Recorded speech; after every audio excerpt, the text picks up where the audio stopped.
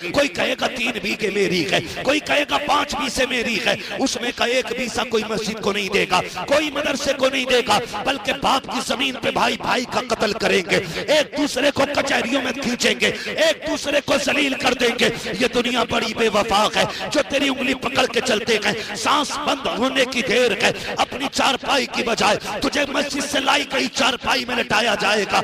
हजारों के कंबल तेरे खरीदे हुए हैं, लेकिन तुझे सिर्फ ला इलाहा इल्लल्लाह की चादर दी जाएगी जिसमें हजारों लोग कब्रिस्तान गए हैं। तेरी अपनी बीवी तुझे नया बिस्तर देने तैयार नहीं होगी, जिस बिस्तर पे तुझे मौत आएगी वो भी उठा के किसी गरीब को दे दिया जाएगा। कितना भी कीमती कपड़ा पहन के मर जाना, उस कपड़े को काट के उतारा जाएगा। अगर ऐसे उतर भी गया तेरी औलाद उसे पहनने तैयार नहीं होगी, फिर किसके लिए गुनाह कर रहे हो? अव्वलीन व आखिरीन होंगे, हुक्म होगा बुलाओ, किधर है कुरान वाले? फरिश्ते चलने लगेंगे, फिर रुक के कहेंगे मालिक पता कैसे चलेगा कुरान वाला कौन है?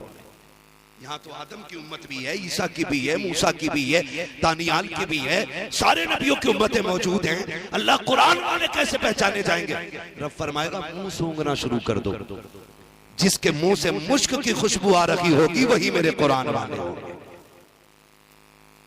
ये तो एहसान मानो हुजूर का कि अल्लाह ने हमें हुजूर की उम्मत में पैदा किया है।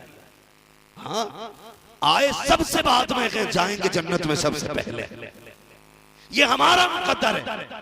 अल्लाह फरमाएगा मुंह सूंघो, फिर मुंह सूंघे जाएंगे। आइए आप भी कुरान वाले हैं, आप भी कुरान वाले हैं, सारे कुरान वाले इकट्ठे हो रहे हैं। मालिक जाना किधर है? ला के रब के सामने खड़ा किया जाएगा। कहा ना फरिश्तों, आज मेरी कुदरत के मुताबिक मेरे सामने खड़ा ना करो, मेरे अर्श के साए में खड़ा कर दो। या अल्लाह किस लिए? का सूरज की गर्मी नहीं देख रहे हो? मेरे बंदों ने बड़े दुख उठाए हैं। जब इन्हें चंदा खोर कहा जाता था तब ये मुस्कुरा के निकल जाते थे, जब इन्हें ज़कात खोर कहा जाता था तब गर्दन झुका के निकल जाते थे। कोई मुल्ला कह के जलील करता था तब ये चुप रहते थे, कोई मुल्ला जी कह के हकीर समझता था तब ये खामोश रहते थे। जब दुनिया इनको बैठ करके इन्हें खड़ा करके तमाशे बनाती थी तब इन्होंने मेरे कुरान के लिए सब्र किया था। जब लोग अय्याशियों में डूबे थे तब ये रातों में उठ के मेरा कुरान पढ़ते थे। जब दावतें होती थी इनके लिए चटाई बिछती थी, लेकिन अमीरों के लिए कुर्सियां पड़ती थी। आज इनकी शान दिखाना चाहता हूँ, सारे धूप में खड़े हैं लेकिन मेरे कुरान वाले अर्श के साए में खड़े होंगे। अल्लाह फरमाएगा सुनो, जो तुमने किया था वो तुम्हारी तरफ से मेरे लिए तोहफा था, आज जो मैं दे रहा हूं ये खुदा की तरफ से तुम्हारे लिए इनाम दिया जा रहा है। ये कुरान वाले लोग, ये कुरान वाले लोग हैं। अल्लाह सलामत रखे इन मदरसे चलाने वाले। हाँ, इनके लिए उनके दुआएं मांगा करो, अल्लाह से रो के कहा करो अल्लाह ये कुरान वाले जिंदा रहे। अगर कुरान वाले नहीं होंगे ना तो फिर तुम्हें कोई काफी नहीं मिलेगा। हाँ, कोई तुम्हें फजल खैराबादी नहीं मिलेगा। ये मदरसे सलामत रहे तो आज भी काफी पैदा होंगे और फजल खैराबादी भी पैदा होंगे। ये देखने इदारों के। हाँ, हम तो गैरों की बातों में आके मदरसों के खिलाफ हो गए, जिन्हें पता ही नहीं था मदरसे के खिलाफ, जिन्होंने भौंका कुत्तों की तरह साल के 12 महीने न्यूज में बैठ करके यूं यूं भौंकते रहते हैं। उन्हें क्या पता? आ तुझे बताऊं मदरसों ने कैसे कैसे लाल दिए। अहमद रजा मदरसे का बेटा है, मुफ्ती आजम मदरसे का लाल है, अख्तर रजा ताजुशरिया मदरसे का लाल है, रईसुल अतकिया उवैस मुस्तफा मदरसे का लाल है। ये जितने भी बड़े बड़े हैं ये किसी रोज ने नहीं दिए, मुस्तफा के घर हमें मदरसों ने अता किए। देखो तो सही, आओ तुम्हें बताओ, मदरसे हमारे आतंकवादी नहीं बनाते, मुस्तफा के जानिसार बनाया करते हैं, जानिसार बनाया करते हैं। माफ कीजिएगा, वक्त होता तो मैं बात करता, कहाँ खोने हैं गेसू यार में, खुशबू कहाँ तक है, मैं किधर चल दिया, मुझे जाना किधर था। बस इतना सुन ले, अल्लाह तौफीक देना। मदरसों के साथ खड़े रहे, मदरसों के साथ खड़े रहे। ये मदरसे ये हमारी शान है। मैं मुबारकबाद पेश करता हूँ उन लोगों को जिनकी कमाई इदारे में लगी है, जिनके पैसे से लुक़्मे कुरान वाले खाते हैं। तुम्हें नहीं पता है, तुम्हें नहीं पता है। हाँ, अबू बकर शिबली रहमतुल्लाहि तआला अलैह घर तशरीफ लाए, खाना बनाया बीवी। सुने जरा, तवज्जो है ना? खाना बनाया, फरमाने लगे बीवी से, कहा कि क्या बनाया? कहा आज बड़े दिन के बाद गोश्त बनाए। जानते हो हजरत ने क्या कहा? अबू बकर शिबली रहमतुल्लाहि तआला अलैह, आप कहते हैं खातून क्या कोई पड़ोस में भूखा नहीं है? ऐसा तो नहीं है कि किसी यतीम ने आज गोश्त न खाया हो। बीवी ने कहा हुजूर है ना। फरमाने लगे फिर उठा और ये सारा खाना गरीबों में तकसीम करा दे। बीवी कहने लगी हुजूर आज कई दिन के बाद ये खाना बनाया और आप गरीबों में भेज रहे। रो के कहने लगे पगली नहीं जानती है, मैं खाऊंगा गंदगी बन के जमीन पे गिरेगा, गरीब और यतीम खाएंगे, ये लुक़्मे नूर के बन के अल्लाह के अर्श तक चले जाएंगे। दौलत तो हमारी है ना, हम लुटाएंगे, हमें हिसाब देना है। हम अगर ये पैसे कुरान वालों पे लगाएंगे तो ये आखिरत में बख्शिश का जरिया बन के हमारे सामने आएंगे। नसीब वाले हैं वो लोग जिनका पैसा कुरान पे लगा करता है, साहिब कुरान के दीन की खिदमत पे लगता है। बड़ी कुर्बानियां हैं। मेरी आपसे गुजारिश है, आपको इस इदारे का ताउन करना है, आपको इस इदारे की खिदमत करनी है। नौजवानों कुछ नहीं पता है, हम रोडों पे रहते, कदम कदम पे हमारे दुश्मन है। हाँ दुश्मन है। मैं ये बात अक्सर कहा करता हूँ अब्दुल कादिर भाई, अक्सर कहता हूँ कि एक नौजवान ने मुझे फोन किया, बताता हूँ मैं ये बात ताकि अल्लाह करे दिमागों में बातें उतर जाए। उसने मुझसे कहा हज़रत जी अल्लाह ने बड़ा करम कर दिया, रात मेरी आंख लग गई, मैं गाड़ी चलाता रह गया और देखो हजरत तकरीबन किलोमीटर गाड़ी चल गई, मैं सोता रहा कोई एक्सीडेंट नहीं हुआ। फिर खुद ही कहने लगा देखा मेरा कितना अच्छा तजर्बा था, मैं पुराना ड्राइवर हूँ। मैंने कहा पगले बस ये बता कोई नेकी करता है कि नहीं। उसने कहा नेकी तो कोई याद नहीं, इतना पता है जब महीने 8 दिन 15 दिन में घर जाता हूँ ना तो मैं अपनी कमाई का कुछ हिस्सा मदरसे के बच्चों को जाके दे के आता हूँ। मैंने कहा फिर बस कर यार, ये तेरी गाड़ी जो बच गई ना ये तेरे तजर्बे ने नहीं बचाई है, जब तू सो गया था किसी की दुआएं तेरी हिफाजत करने लग गई। अपनी कमाई में भूखों का हिस्सा रखे, अपनी कमाई में रखे। खुदा की कसम हमारी तुम्हारी रोज भूख कितनी है? 2 रोटी की भूख है। कितनी है? जोर से बोलो यार। 2 रोटी की भूख है। वो कमाते कितने? 100 रोटी। अल्लाह जो दे रहा है ना वो रज़ाक है। हमारे हिस्से की तो 2 ही थी, फिर 100 क्यों? तो फिर पता चलता। वो कहता मैं कभी लेके आजमाता हूँ कभी दे के आजमाता हूँ।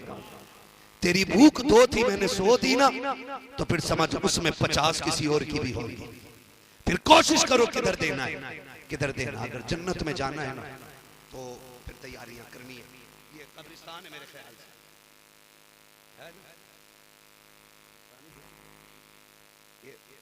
अगर मैं भी एक बंदे को भेजूं कि जाओ देख के आओ यहाँ कितनी कब्रों पे फूल पड़े तो शायद एक कब्र पे भी फूल ना मिले। अगर ये देखने पूछूं कि जाओ देखो जाके कोई कब्र ऐसी भी है जो बैठी ना हो तो कई सारी कब्रें बैठी हुई मिलेंगी। इस कब्रिस्तान को देखो, मैं कहता हूं गारंटी है आज अगर हमें अपने बाप दादा की कब्र पे मिट्टी डाल के उसे सलामत रखने का वक्त नहीं है तो आने वाली कल की नस्लों के पास इतना टाइम होगा जो हमें बख्शवाने के लिए यहाँ डेरे डाल के बैठ जाएं। बोलो होगा इतना वक्त? नहीं होगा। जब मैं दादा की कब्र पर नहीं जा पाता तो मेरी औलाद को क्या मैं गारंटी देता हूं कि उसे इतना वक्त होगा जो मेरी कब्र पे आए?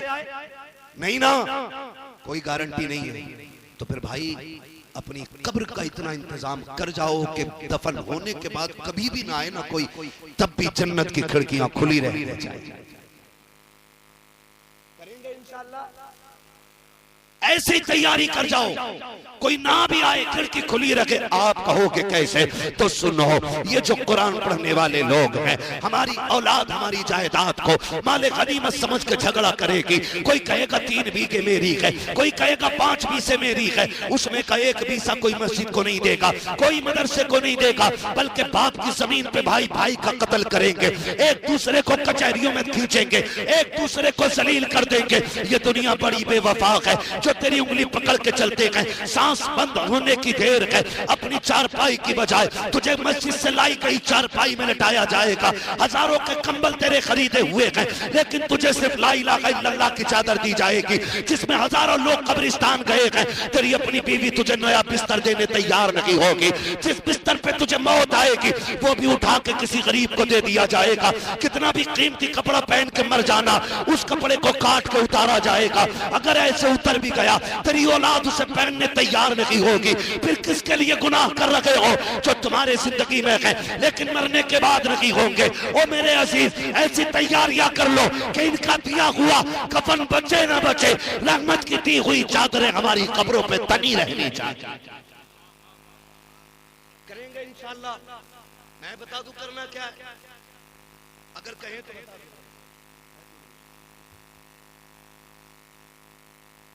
थके तो नहीं है? मुझे पता है 9 बजे से बेहतरीन तो खाया नहीं होगा ना, मगर खैर कोई मसला नहीं है ना। कभी हम रूहानी ग़िज़ाएं खाते हैं, कभी जिस्मानी ग़िज़ाएं खाते हैं। है जब साबिर पाक 12 साल बगैर खाए खड़े रह सकते हैं, तो उनके चाहने वाले 12 घंटे बगैर खाए नहीं बैठ सकते हैं। तो भाई खुदा सलामत रखे, मैं करना क्या, असल चीज ये है मैं करना क्या। ये फिर सबको होगी मौलवी फिर करेंगे। तो सुने, कोई बड़ी बात नहीं, कोई बड़ी बात नहीं है। वजीफा भी है, तावीज़ भी है, और डोरी भी है, और पढ़ा पानी भी यही है। जो चाहता है मेरे दुनिया के रिस्क का भी इंतजाम हो, आखिरत में भी नेकियों का इंतजाम हो, तो वो ये करे, एक कुरान वाले के रिस्क की जिम्मेदारी अपने सर पे ले ले। एक कुरान वाले का खाना अपने जिम्मे ले ले। और कोई बड़ी बात नहीं है। जो महीनों में लाखों कमाते, अगर वो अपनी कब्र के लिए साल में 12,000 दे भी देंगे तो कोई फर्क नहीं पड़ता है, कोई फर्क नहीं पड़ता है। खुदा की कसम, एक बच्चे को पाल लो मदरसे के, अल्लाह कब्र भी ठंडा कर देगा और हश्र में भी आपके साए का इंतजाम करेगा। ये करना है। वो मुझे बात याद आती है, बहुत अजीज, मैं तो मुबारकबाद पेश करता हूँ उन बापों को जिन्होंने बेटे कुरान के नाम वक्फ करे। वो माए मुबारकबाद के लायक है जिन्होंने उन लालों को दूध पिलाया है, जिन्होंने बदले में, उस दूध के बदले में 5G 4G मोबाइल नहीं, कंबल नहीं, गाड़ी नहीं, माँ को कुरान का तोहफा पेश करना है। वो बहने मुबारकबाद के मुस्तहिक हैं जिन्होंने इन भाइयों की खिदमत की है जो बदले में हुजूर का दीन सीने में लेके घर जाएंगे। वो बहने मुबारकबाद के मुस्तहिक हैं। बस मैं अर्ज करना चाहता हूँ, बाप था उसे लगन लगी जी, लगनी चाहिए। ये यहाँ से होता है, ये यहाँ से, जो यहाँ से सोचते हैं ना पड़ गया तो क्या करेगा, 5,000 तनख्वाह है, 6,000 है, क्या करेगा, इससे बढ़िया डॉक्टर बना लो। कुछ ना बना सको पुलिस वाला ही बना लो। जो भी मोटरसाइकिल वाला पकड़ा जाता है 20 रुपए तो दे ही जाता है ना? हाँ, दे ही जाता है ना भैया। बेटे को ना, सही बता रहा हूँ, जूते पॉलिश करना सिखा देना पुलिस वाला। जिसका हो शौक हो जाने, लेकिन मेरी सोच ही नहीं। और सारे भी खराब नहीं होते, सारे भी खराब नहीं होते। वर्दी में सारे गुंडे नहीं होते, कुछ अच्छे भी होते। सही कह रहा हूँ मैं। बेटे को जूते पॉलिश सिखाना, लेकिन इस तरह वो अपने नहीं देते। कोई अगर ईमानदारी से ड्यूटी करे तो ऊपर के गुंडे नहीं करने देते नीचे की ड्यूटी। ये हमारी कौम को सोचना पड़ेगा। ये मुल्क किस तरह चल रहा है मेरी समझ में नहीं आता। मैं तो आज से इतना कहूं, अल्लाह करे ये बात कानून के कानों तक भी पहुंचे। अभी एक पुलिस वाले का बयान मैं कुछ दिन से देख रहा हूं। उसने कहा कि कुछ मुस्लिम बच्चियां जो जेलों में बंद है ना, एक जेलर अपनी अय्याशी के लिए अपने नीचे के लोगों को इसलिए प्रताड़ित कर रहा है कि मेरी अय्याशी के लिए मुस्लिम लड़कियां जेल से निकाल के मेरे बिस्तर पे लाई जाए। ये हमारे साथ हो रहा है। ये सबका साथ, सबका विकास कर रहे हैं। बंद करो ये गुंडागर्दी, और इतना भी मत इतराओ कि पानी सर से ऊपर हो जाए। हम कमजोर हैं, बेगैरत नहीं है। हम मर सकते हैं, बेटियों की इज्जतें लुटने नहीं देंगे। मैं इसलिए कह रहा हूं, दुआ करना अल्लाह बेटे को पुलिस वाला ना बनाए। वो रो के कह रहा है या तो इन्हें मुस्लिम बच्चियां लाके दूं अय्याशी के लिए जेल से, और या फिर मैं अपनी ड्यूटी। वो कह रहा है मैं खुदकुशी करने जा रहा हूं।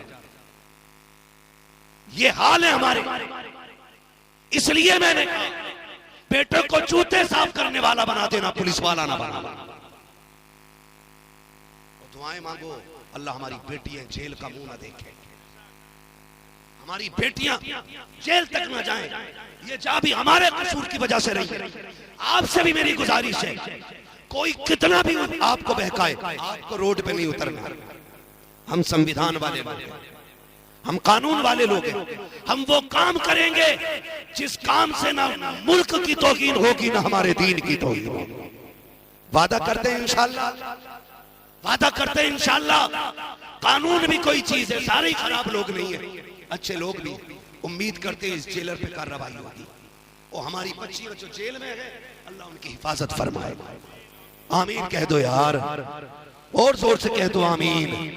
हाँ, अल्लाह उनकी हिफाजत फरमाए। तो मैं अर्ज कर रहा था, ये लगन होती है, लगन कुछ बेटों को लग जाती है, कुछ बापों को लग जाती है। बेटे को लगी ना तो बेटा दुनिया जानती है मखदूम माहिमी होता है। हाँ, जिसे खुद की लगन लगी बेटा मखदूम माहिमी होता है, और जिस बाप को लगन लगती है ना वो बेटा नकी अली खान होता है। सारे लोग, मैं अर्ज कर रहा हूं आपसे, तो एक बाप को लगन लग गई बेटे को हाफिज कुरान बनाना। सुन लिया था कि कयामत के दिन ना, कयामत के दिन जन्नत सज गई होगी, सारे अपने अपने मकामात पे होंगे, तो बहुत ऊपर के दर्जे में कुरान के हाफिज के माँ बाप होंगे। हाफिज कुरान के माँ बाप होंगे, वो बैठे होंगे आराम से, तख्त लगा होगा, गद्दे लगे होंगे और हाथों में सोने के कंगन होंगे, जन्नती लिबास होगा, टेक लगा के मुत्तकियन टेक लगा के बैठे होंगे और खादिम गुजरेंगे सामने, बोला ए इधर इधर जी, पानी चाहिए? कहा नहीं। शरबत चाहिए? कहा नहीं। फ्रूट चाहिए? कहा नहीं। फिर क्यों बुलाया? कहा हमारे बेटे भी तो थे ना, वो किधर है? कौन बेटे? का एक को हाफिज बनाया था, एक को कारी बनाया था। वो कहेंगे ठहरे। वो खादिम कहेंगे अल्लाह ये जो जन्नती है ना ये अपने बेटों के बारे में पूछ रहा है। रब फरमाएगा इसको बता दो इसके बेटे नीचे वाले दर्जे में। किधर? नीचे वाले दर्जे में। वो रो के कहेगा अल्लाह मैं ऊपर के दर्जे में, मेरा बेटा नीचे के दर्जे में। मैं तो कुछ भी नहीं अल्लाह, मैं तो हल चलाता था, मैं कभी मदरसे नहीं गया, मैं मजदूरी करता रहा, मैंने कभी कुरान नहीं पढ़ा अल्लाह, मैं तो ईंटें उठा के फिरता था, मुझे कभी कुरान पढ़ने की तौफीक नहीं हुई अल्लाह, मेरा बेटा नीचे कैसे और मैं ऊपर क्यों? रब फरमाएगा चाहता क्या? कहा बेटे से मिलना है। हुक्म होगा फरिश्तों इस बाप को नीचे न लेके जाना, इसके बेटों को नीचे से ऊपर लेके आना। ये इज्जत दी जा रही है कुरान के कारी के बाप का, इसे नीचे नहीं लेके जाना बल्कि बेटों को ऊपर लाया जाए। जब बेटे आएंगे बाप बेटे मिल के बैठेंगे, कहेंगे या अल्लाह अब तो बता दे मुझे जन्नत क्यों दी? का तेरे बेटे की वजह से। का जिसकी वजह से मुझे जन्नत मिली है, इसका मकाम नीचे किस लिए है, मेरा मकाम ऊपर क्यों है? रब फरमाएगा बता जब तू दुनिया से आया था तेरा बेटा कितने साल का था? वो कहेगा मालिक ये 20 साल का था। फिर बेटे से पूछा जाएगा जब तू दुनिया से आया है तो तू कितनी उम्र पा के आया? वो कहेगा मालिक 50 साल का। बाप बेटे के बगैर कितने साल गुजारे हैं? वो कहेगा मालिक 30 साल। अब रब बाप से कहेगा तुझे पता जब तू आया था तेरे अमाल खाली थे, हाथ खाली थे, लेकिन तू नहीं जानता कि जब तू दुनिया से आया था तू तो दुनिया से चला आया। तेरा बेटा रमजान के महीने में रोज मुसल्ले पे खड़ा होता था, रोज अलहम्द पढ़ता था, रोज कुरान की तिलावत करता था। जैसे जैसे ये कुरान के कलमे जबान से अदा करता था वैसे वैसे मैं तेरे दर्जे बुलंद करता चला गया। 30 साल हो गए तेरे बेटे ने किसी महफिल में जाके अल्लाह का नाम लिया, रुतबे तेरे बुलंद किए गए। तेरे बेटे ने मिंबर पे बैठ के नबी का नाम लिया, रुतबे तेरे बुलंद होते रहे। तेरे बेटे ने मकतब में बैठ करके बिस्मिल्लाह पढ़ाई, रुतबे तेरे बुलंद होते रहे। बता मैं तुझे नीचे क्यों रखता जब तेरी बुलंदी तेरे बेटे की तिलावत की 30 साल की मेहनत है। सुन हम जमाने को बताना चाहते हैं जो कुरान वाले होते हैं उनकी भी शान अलग होती है, जो इनके बाप होते हैं उनके भी रुतबे अलग हुआ करते।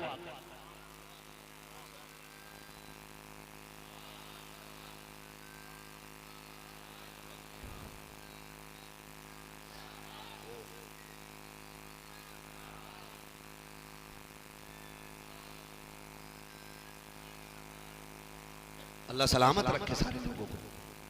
एक बेटा कुरान का कारी जरूर बना।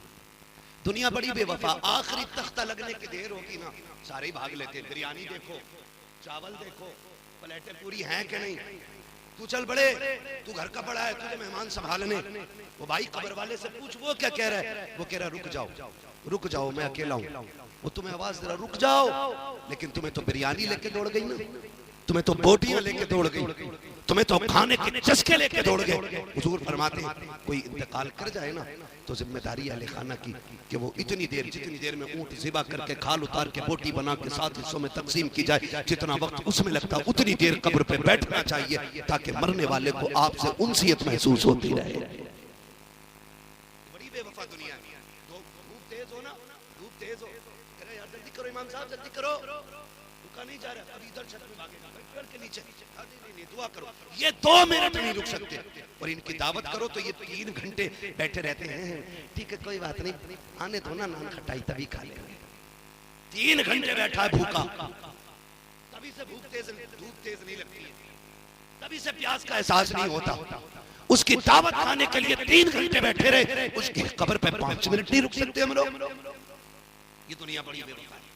मैं हाफिज कुरान के माँ बाप से कहूंगा, भाइयों से कहूंगा, अहले खाना से कहूंगा, ये बच्चे पढ़ गए ना तुम्हारे, इनकी उम्मीद न रखना कि इनकी कमाई खानी है, इनसे काम लेना, इनकी छुट्टी कर दो कि बस तुझे कुरान के साथ रहना है, कुरान को तेरे साथ रहना है, बस ये कर, तुझे कुरान के साथ रहना, कुरान को तेरे साथ रहना है। और इनसे कह देना सुन, हमने तुझे दुनिया के लिए नहीं पढ़ाया, हमने तुझे कब्र के लिए पढ़ाया है, कब्र के लिए पढ़ाया। मैं इन हाफिजों से भी गुजारिश करूंगा, सुनो, जैसे तुम्हारे बाप है, मेरा भी बाप है, सबके माँ बाप है, हम जानते हैं बाप कितने मसरूफ होते हैं।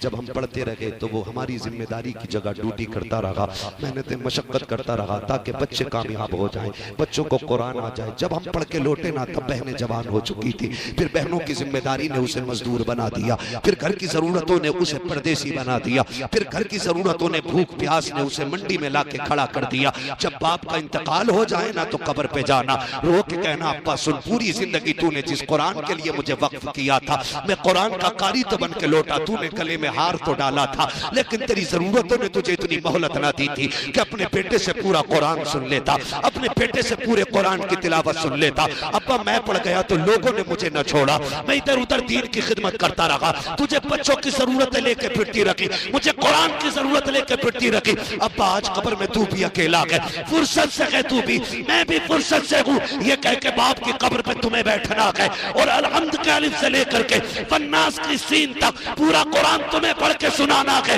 मेरा ईमान कहता है कब्र पे अजान हो ना हो, अगर पूरा कुरान तुम पढ़ दोगे, अल्लाह कुरान मुकम्मल होने से पहले तुम्हारी बाप की कब्र को जन्नत की एक क्यारी बना डाले। ये तुम्हारी ड्यूटी है, ये हाफिजों की ड्यूटी है कि बाप के इंतकाल के बाद उन्हें बाप की कब्र पे पूरा कुरान पढ़ना है। मेरे ऊपर ना छोड़ देना, मैं खाली टाइम मेरे ऊपर ना छोड़ देना, मैं धोखा दे के निकल सकता हूँ, लेकिन तुम्हें बैठना है, तुम्हें बैठना है। वो कहा था बेटे को कुरान पढ़ाना, लेके मदरसे गया, मदरसा ज्यादा बड़ा नहीं था, मैं तो हजरत का इदारा देख के हैरत में हूँ, इतनी छोटी इमारत और इतना बड़ा काम, सुभान अल्लाह, बोल दो यार सुभान अल्लाह। हाँ, एक घर में 4 लोग हो तो घर नहीं चलता है, हाँ 5 कमाने वाले 5 लोग हैं फिर भी झगड़ा है, आज सालन में क्या बनेगा। सलाम करो इन मदरसे वालों को, जिम्मेदार एक होता है, खाने वाले सैकड़ों होते हैं, लेकिन कभी झगड़ा नहीं होता, क्योंकि ये जो मदरसे में खाते हैं ना, जेब आपकी होती है, लंगर मदीने वाले का हुआ करता है, लंगर हुजूर का होता है। ये मदरसे ना हम चलाते ना तुम चलाते हो, ये मदरसे अपने कर्म से शाह उमम चलाते हैं, है ना, हुजूर चलाते। कोई 10 रुपए दे के एहसान ना करना। बस मैं बड़ी तेजी से बात समेटने लगा हूँ, अर्ज करने लगा हूँ मैं कि वो उसको शौक हुआ बेटे को पढ़ाना, मदरसे लेकर के गया, मदरसे के मुफ्तमीम साहब कहने लगे यार बच्चे पूरे हो गए, अब जो है ना खाने का इंतजाम नहीं है, हमारी वुसअत से बाहर हो जाएंगे बच्चे, इसलिए हम ना बच्चा नहीं ले सकते। तो शौक था बाप को, उसने कहा हजरत जी कोई मसला नहीं, बस इतना बताओ बच्चे खाते किधर है। कहा कैंटीन में, मतबख में बैठ के खाते। उसने कहा मेरे बच्चे के हिस्से की रोटी नहीं है ना? कहा नहीं। उसने कहा कोई बात नहीं, मेरा बच्चा रख लो, ये 4 साल का बच्चा है मेरा, इसे रख लीजिए, इसकी भूख कोई ज्यादा खुराक ज्यादा नहीं है, इतना कर्म कर देना, जब बच्चे खा के उठ जाया करे ना तो दस्तरखान पे झाड़ू लगने से पहले मेरे बच्चे को 5 मिनट के लिए भेज दिया करना, जो गिरी पड़ी रोटी हुआ करेगी उसी को उठा के मेरा बच्चा जिंदगी गुजार लेगा। ये कुरान से इश्क की बातें होती हैं, ये कुरान से लगन होनी चाहिए।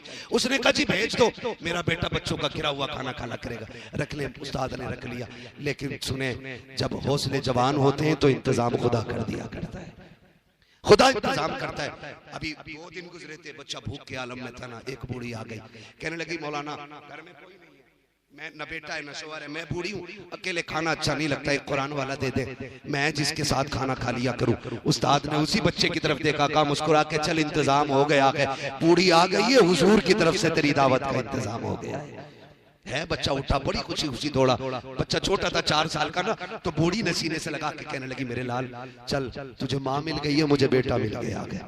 तू परदेसी है ना, तुझे माँ मिल गई, मुझे बेटा मिल गया। और फिर कहती देख परेशान ना करना, मैं बूढ़ी हूँ, खाना लेकर नहीं आ सकती, लेकिन मेहरबानी करना वक्त हो जाया करे, खुद आ जाया करना। बच्चा तैयार हो गया, खाना खाने लगा, वक्त बीत गया। एक दिन वो आया जब बच्चे के कुरान के हिफ्ज का आखिरी सबक चल रहा था। बोले सुभान अल्लाह, जोर से बोल दो यार सुभान अल्लाह। मुझे नहीं पता किस लालच में बैठे हो, मैं कुछ नहीं दे सकता हूँ, आज कुरान के सदके में जो भी देगा साहिब कुरान अता करेंगे। जी हम तो कुरान के जश्न में बैठे हुए। माँ ने कहा जी ठीक है। वो आने लगा, फिर वो हाफिज कुरान हो गया। आज ना देखो हार लिए बैठे, कितने दोस्त अहबाब बैठे होंगे कि जल्दी सलाम हो और फिर हम झपटे इनके ऊपर, कोई तोहफे देगा, कोई हार डालेगा, यही कंडीशन। आखिरी सबक चल रहा है, लेकिन जब आखिरी सबक मुकम्मल हुआ ना, भाई दौड़ा, पहले मैं सीने से लगा। बाप ने कहा बेटा मेरा पहले मैं जाऊंगा, बच्चे ने कहा ठहर जाओ, न चचा न बाप न भाई कोई नहीं। कहा फिर कहा पहले मुबारकबादी का हक उसका है जिसके टुकड़े खा के मैंने कुरान हिफ्ज़ किया है। पहली मुबारकबाद उसे दी जाएगी जिसने रोटी खिलाई रोज की। वो खिलाई बड़ी इज्जत से थी, कहती थी बच्चा परदेश का है, लेकिन सुन पहली रोटी तेरी रहेगी, दूसरी रोटी मेरी रहेगी। खिलाते और भी ये कहते लो यार बछड़िया था इसलिए लो यार, ये होता कुत्ते को डाल। समझ रहे हैं क्या क्या? एक हंगामा में सर हो तो भूलूं उसको, सैकड़ों बातों का रह रह के ख्याल आता है। वक्त बहुत तेज आगे बढ़ गया, पता न चल सका। जब वो आखिरी सबक हुआ तो बच्चा उठ के दौड़ा, दौड़ के जब उस माई के दरवाजे पे गया ना जो रोटी खिलाती थी, जाके देखा भीड़ लगी है, लोगों ने सफेद टोपियां लगा रखी हैं। कहा क्या हुआ? कहा ये जो खातून थी इस घर की आज इंतकाल कर गई। बच्चे की चीख निकल गई, रोता हुआ वापस आया। उस्ताद ने कहा क्या हुआ? कहा जो मुझे रोज पहली रोटी खिलाती रही ना, आज खुशखबरी वाले दिन वो दुनिया से चली गई है। बच्चा रात भर रोता रहा। सुबह को जब आंख खुली, जो तलबा निकले ना बाहर, तो लोगों में चर्चे हो रहे थे। कोई कह रहा था मैंने जन्नत में देखा है, कोई कह रहा था मैंने जन्नत में देखा है, सब बातें कर रहे। एक ने पूछा देखा कैसे? उसने कहा मेरी बात हुई, मैंने कहा तुझे जन्नत कैसे मिल गई? उसने कहा नेकी कोई और तो नहीं पता, जब रब की बारगाह में हाजिर हुई अल्लाह ने फरमाया हिसाब कोई नहीं लेना, तूने कुरान वाले को खाना खिलाया था, इसके बदले में मैं तुझे जन्नत अता कर दे रहा। वो तो निहायत सस्ता सौदा, बेच रहे हैं जन्नत का, हम मुफलिस का मोल चुकाएं अपना हाथ ही खाली। तो कोशिश करें, आखिरत की तैयारी यही है कि हमें कुरान वालों से प्यार करना है। करेंगे इंशाल्लाह, खिदमत करेंगे इंशाल्लाह, सारे लोग वादा करते हैं इंशाल्लाह। या तो कुरान वालों से प्यार करें, या कुरान वालों की बातें सुने, या कुरान वालों की जमात में शामिल हो जाएं, या तालिब इल्म बन जाएं, या फिर आलिम दीन बन जाएं। करेंगे इंशाल्लाह। कम से कम एक बेटे को कुरान का कारी बनाना है। अब मुझसे फरमाइश फरमाया गया या अय्युहल्लज़ीना आमनू उदखुलू फिस्सिल्मि काफ़ा, ए ईमान वालों पूरे पूरे इस्लाम में दाखिल हो जाओ। तो पूरे पूरे दाखिल होने का मतलब है हमारा ज़ाहिर और बातिन इस्लाम का एक होना चाहिए, एक होना चाहिए। ये नहीं है कि रात भर पीते रहे, सुबह को तौबा करके फिर निकल लिए, है ना? ऐसा नहीं करना है, ऐसा नहीं करना। हमारा जाहिर भी मुसलमान होना चाहिए, हमारा बातिन भी मुसलमान होना चाहिए। और हमें अपने कुरान वालों को इज्जत देनी है, इतनी इज्जत देनी है। अगर तू आईजी डीआईजी भी है और तेरे सामने अगर तू ड्यूटी की कुर्सी पे नहीं बैठा है ना, उससे अलग अगर है, तो फिर तुझे कुरान वाले के लिए उठ के खड़ा होना है। इसलिए कि कोई किताब इतनी इज्जत वाली नहीं जितनी इज्जत अल्लाह ने कुरान को अता फरमाई है। कुरान को अता फरमाई है। अल्लाह ताला हमारी नस्लों में कुरान के कारी पैदा फरमाए। दोस्तों और अब आपकी गुजारिश है, मैं हुजूर का शजरा पढ़ना है ना, हुजूर का शजरा पढ़ना है बस। अब तक बहुत संजीदगी से आपने मेरी बात सुनी, अल्लाह हमें इन बातों पे अमल की तौफीक अता फरमाए, है ना? तो खड़े हो जाएंगे सारे लोग, तो फिर जो साउंड की आवाज़ है ये भी दब जाती है।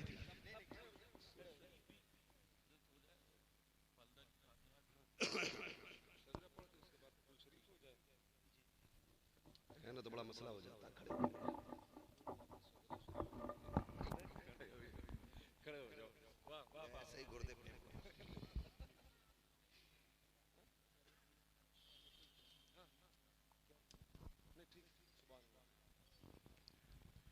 ऑपरेटर साहब जरा अपनी आवाज साउंड का ख्याल रखिएगा, मैं अपने मजमे का ख्याल रखने लगा। सारे बोलते जरा या रसूल अल्लाह। नहीं नहीं नहीं, नहीं। मैंने पूरी तकरीर की आपसे सुभान अल्लाह का चंदा नहीं मांगा।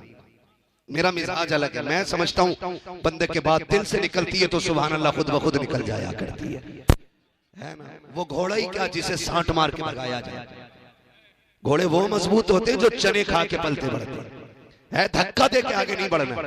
मोहब्बत से जरा कह दे सुभान अल्लाह। ये सुनो, ये मेरा हाथ क्या है, हाथ, ठीक है ना। अगर ऐसा हो तो मुबारकबाद है, और ऐसा हो तो थप्पड़ है, ठीक है ना। और ऐसा हो तो ये इसकी हैयत बदलती रहती है, नाम बदलते रहते हैं। इसी तरह बोलो तो जिंदा हो, चुप रहो तो मुर्दा हो तुम्ही। फैसला करना है, जिंदा खड़े कि मुर्दा खड़े। बोले जरा और फिर बोले सुभान अल्लाह और जोर से। मेरा हाथ का इशारा हो ना ऐसे करके तो समझ जाना मौलवी दाद नहीं, मौलवी सांस लेना चाह रहा है। और सांस कैसे लेगा? तुम्हारे फेफड़ों से नहीं, अपनों से लेगा। लेकिन मसला यह है कि आपको जब हाथ उठे तो सुभान अल्लाह कह देगा। जब आप सुभान अल्लाह कहेंगे उसी बीच में मैं सांस ले लूंगा। अल्लाह राजी होगा, आपको नेकी मिलेगी, आपके साथ फिर मुझे भी मिल सकती है, क्योंकि वो करीम है। हम तो माइल बकरम है, कोई साइल ही नहीं। राह दिखलाए किसे राह रवे मंजिल ही नहीं, ठीक है ना। बोले जरा सुभान अल्लाह। इतनी जोर से कह दो कि मेरी थकन उतर जाए। यकीन करें, मैंने रात तकरीर की, फिर गाड़ी चलाई, फिर तकरीर कर रहा हूँ, फिर गाड़ी चलानी है, फिर तकरीर करनी है, फिर गाड़ी चलानी है। यही काम रह गया भाग दौड़ कर जिंदगी में। तो मेरी थकन मुर्ग मुसल्लम और बकरों से नहीं उतरेगी। मेरी थकन जो उतरेगी तुम्हारी सुभान अल्लाह से उतर जाएगी, है ना। इतनी जोर से सुभान अल्लाह कहो कि रात वाले जलसे के लिए भी काफी हो जाए। हाँ, ताकि रात वाले जलसे में अलग से किसी से सुभान अल्लाह उधार न लेनी पड़े, है ना। सारे नौजवान बैठे, सारे हुजूर के करम से आए। मैं जानता हूँ यहाँ कोई मेरे लिए नहीं आया है, इनके लिए नहीं आया। बस एक नजरिया अकीदा है, महबूब की महफिल को महबूब सजाते हैं, आते हैं वही जिनको सरकार बुलाते हैं। कुल शरीफ भी होना है, इसाले सवाब की महफिल भी है ये। फिर जोर से बोल दो सुभान।